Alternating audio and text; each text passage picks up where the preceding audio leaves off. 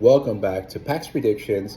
We are back after so many months off, but I think this is a perfect card to make a comeback to because we have UFC 300, which is the cream of the crop.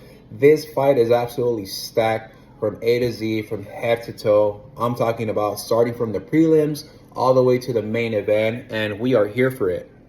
Now, this card, I think they're going to have like a total of 13 former champions, and then you have a few champions in there. We're going to have a couple of championship fights. Actually, yeah, it's going to be for the BMF, and then we're going to have the one for the light heavyweight title. Poatan Pereira is challenging himself to gain that two-time division champion. Now, let's start off with the BMF title, Justin Gaethje versus Max Bless Holloway. Who do we think is going to win that fight? I think it's going to be one-sided. To be honest, people are saying, hey, you can never count a fighter out. But I'm counting this fighter out. I'm counting Max Holloway out because I saw what happened against Dustin Poirier. And Dustin Poirier is just too strong for him in that division.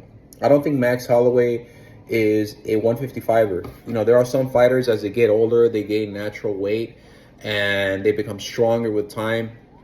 But I don't think that's the case for Max. I think Max is an all the way through featherweight.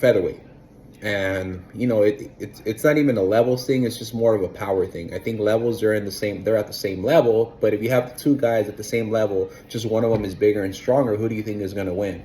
And that's why I'm going to go with Justin Gaethje. I think he's going to hurt him. Then we've got Charles do Bronx Oliveira versus Arman Tsarukyan, the Armenian. You know, this guy is an absolute killer. But you can expect fireworks. Charles do Bronx does not disappoint, and I think he is going to get back into the winning column with this and challenge for the belt next. Bo Nickal, I'm not even going to go over that fight. Like the odds in that one are minus 2,000 or something like that. So we're going to go Bo Nickal. And then let's jump in right into the main event and let's analyze this. When we have Alex Pereira versus Jamal Hill. One side of me says, you know what, it's all the way Alex Pereira because he's got devastating knockout power. His technique has been very efficient in the UFC ever since he joined the organization. And Jamal Hill, who's scary, he's been knocking everyone out. I don't think he looked very good in his last fight.